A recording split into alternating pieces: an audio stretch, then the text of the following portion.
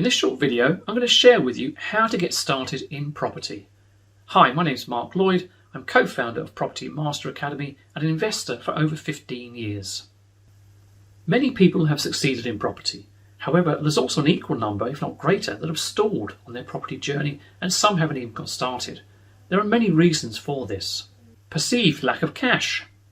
It's too hard or risky, not knowing what, where, when to invest. Perception that the moment has passed, can't get out of their comfort zone, lack of self-confidence.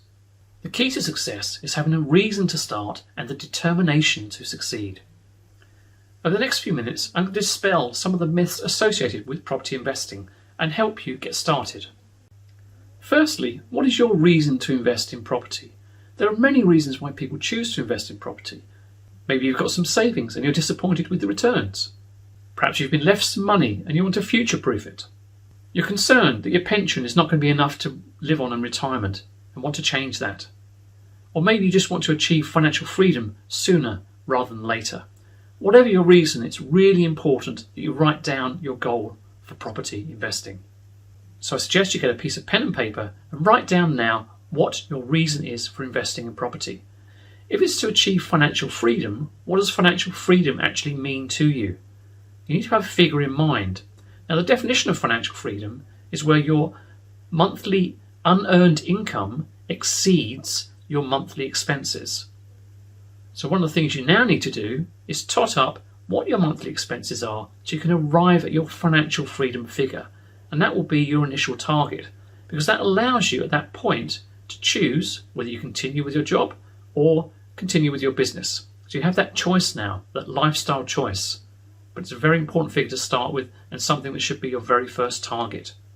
Also, look at what age would you like to retire at and what will you do when you retire. These are all these kind of things that maybe you haven't thought of yet because you're not there, but there are things you need to consider, because I can assure you now, if you follow these simple steps, you will achieve that financial freedom you're looking for. One of the most simple concepts to understand in property investing is that of the compound effect. Now, since the nationwide house price index was launched in 1952, the average rate of house price increases has been between 7 and 8% per annum. And that's taken into account every single market crash that has occurred since then, including the big one we had in 2008, 2009. So over a period of time, the compound effect helps you as an investor, because when you're buying a property, usually on a mortgage, that mortgage stays the same or decreases, but the property increases in value. So your actual net expenditure is actually going down when compared to inflation. Now, you want to think about property investing as a business. And as a business, you have customers, which in property investing terms means your tenants. So consider who you want to live in your properties. What type of customer do you want to have living there? Is it families? Is it students? Is it professionals? Is it key workers? Is it social housing? Whatever it is, it's one of the key aspects that will help you determine where you're going to invest and what types of properties you're going to invest in. You also want to consider which property strategy you're going to follow.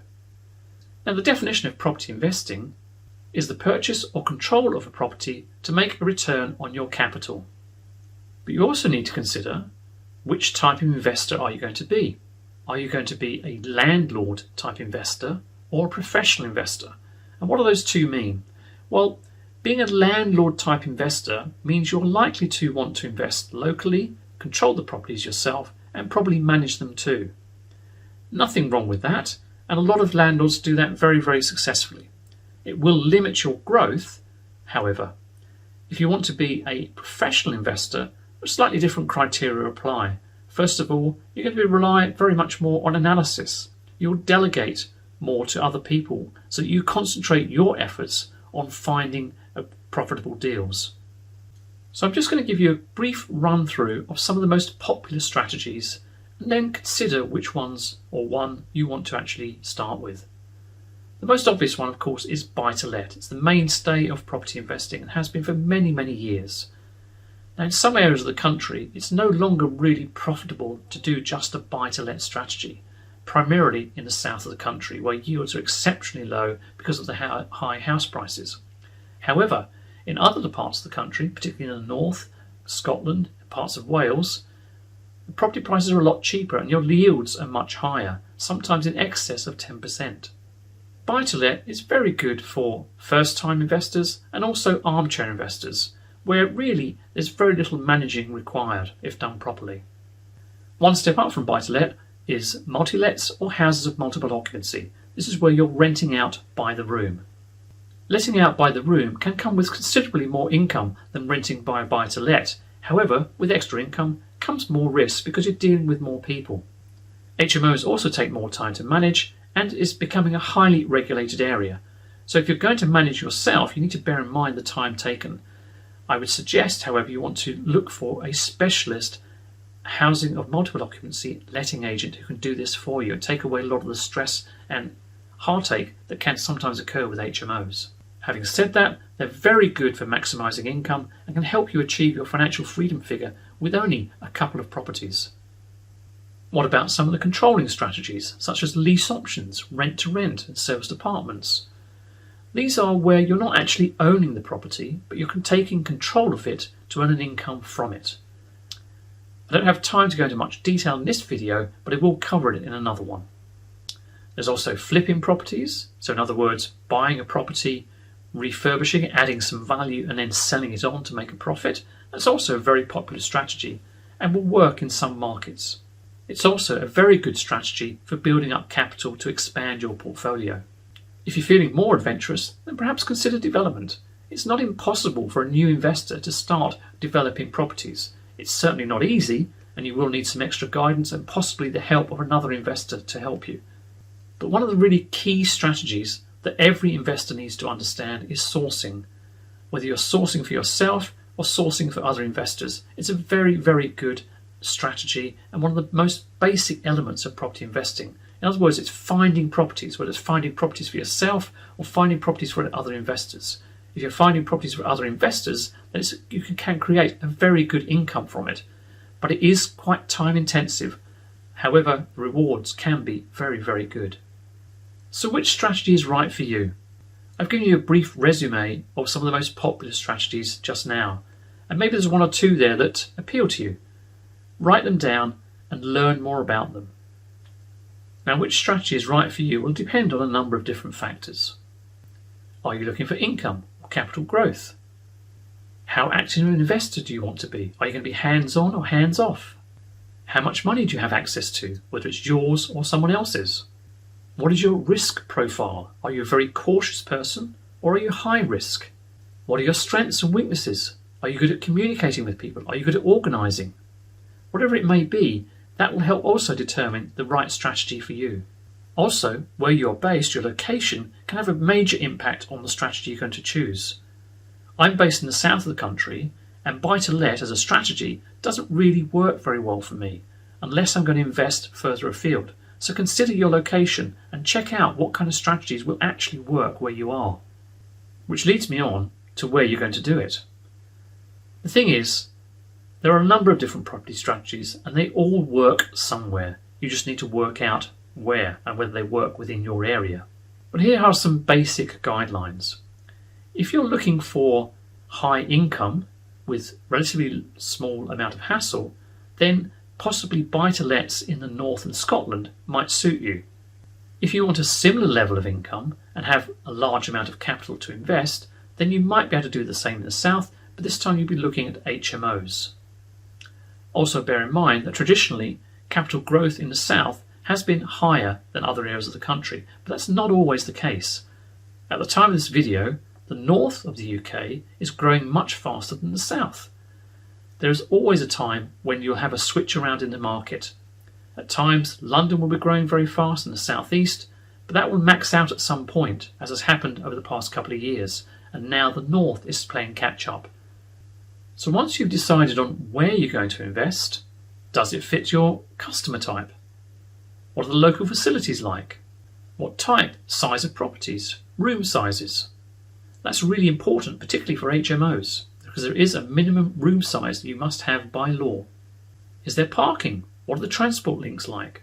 And what's the potential for growth in the area? You should be looking for areas that have potential for growth. Now, when you're starting out, that's going to be very difficult to determine. When you look for hotspots that are often advertised in the media, those are current hotspots, not ones necessarily that have potential to grow more. One of the things you want to consider looking at is the council website for the area you've chosen, and just view it and see what kind of documents are on there for growth in the area. They'll be one of the first places that will be notified. And you want to become the local expert for your area. Of course, you need to find out if local prices are going to match your budget. They will vary area by area and in some cases street by street. So now you've decided where you're going to do it, what type of properties and what type of customer you're going to have in your properties. What's next? Well, it's planning now for your portfolio and how it's going to build and mature over the coming months and years. And one of those key elements goes back to when I was talking about financial freedom, that figure. Expanding on that is the next level. What is your target? What do you want to reach? You've now achieved financial freedom, so what's the next level that you want to actually get to? Write that down. And I would suggest you really want to document your financial goal with something like this. Write down a date in the future, and against that date you want to write, I have achieved X amount by investing in whatever strategy it might be, whatever number of properties it might be, to achieve the income that you actually desire. So now you've done these basic steps, you're now ready to get going. You need to search for relevant properties in your area that fit your requirements. Firstly, do some desktop research through some of the online portals such as Rightmove and Zoopla. Select your area, property type, number of bedrooms and upper price limit. Aim to get over 50 properties to look at, and particularly focus on those that have been on the market for a while. And then draw up a short list of properties that maybe need some renovation or have been on the market for a while for another reason. Then you can go to estate agents with your list. The key with agents is to be clear about what you're looking for and be persistent. As a new investor, you will find that agents will often dismiss you because they see them every single day. People are coming through, want to invest in property and do nothing. What's really important with agents is to follow up on what you say you're going to do. Finally, the key to success in building a profitable portfolio is building a power team to help you. This is where you leverage the skills, expertise and knowledge of others to help grow your portfolio. Remember, relationships work best when you work with like-minded people who share core values and aligned goals. So examples of members of your power team, well, you're certainly going to have an estate agent or two in there. There'll be a mortgage broker, solicitor, perhaps a handyman or a builder, in some instances an architect, insurance broker, mortgage broker, all those kind of people that know what you're looking for. And in some instances, what you want to do is focus on those that specialise in dealing with investors, particularly with solicitors and mortgage brokers, because that will benefit you in the long run. Well, I hope that's helped to help you get started on your property investing journey. If you've enjoyed this video, then please hit the subscribe button below and also the notification bell so you get reminded of other videos as they appear. If you are just starting in property, I'd love to hear from you. Please add to the comments below.